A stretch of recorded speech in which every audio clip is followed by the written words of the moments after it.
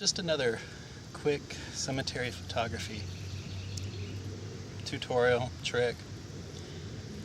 In the blog I've talked about using a reflector to light up the writing on tombstones so you can read them a little easier. What I have here is just a sheet of white foam core. Sometimes it's called project board. I picked this up today at the local Walmart. It's less than $3.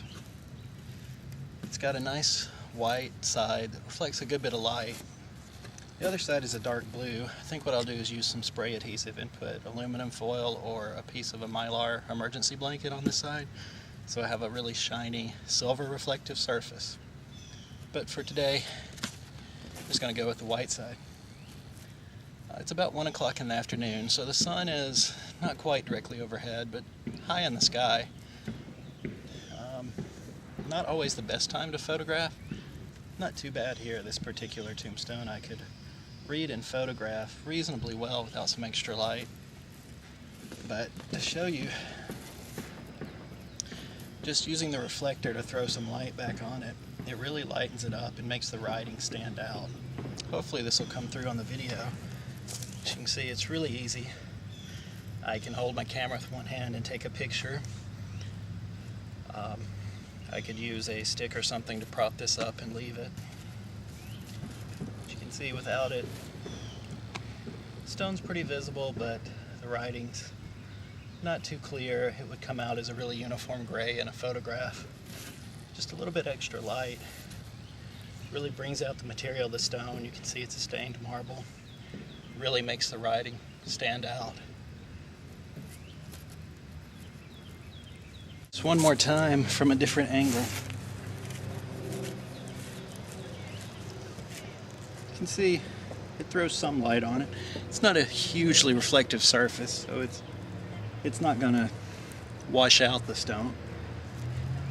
But it does light it up. When I take it away, you can see some difference, and this would really show up well in a photograph. I can adjust the angle. Even if you're not photographing, this can be a really useful technique to let you read worn lettering on stones, because the angle of the light can throw the lettering or carvings into relief that you normally wouldn't be able to see. So one more time, without the reflector and with the reflector.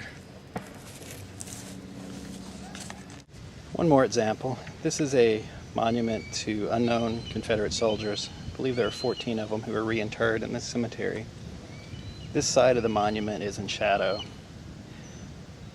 I can read it standing here. I've tried to photograph it before. It's very difficult. The side is almost always in shadow. There's not enough contrast. I've focused on the top few lines. I think you'll really be able to see the difference the reflector makes. Just a little bit more light.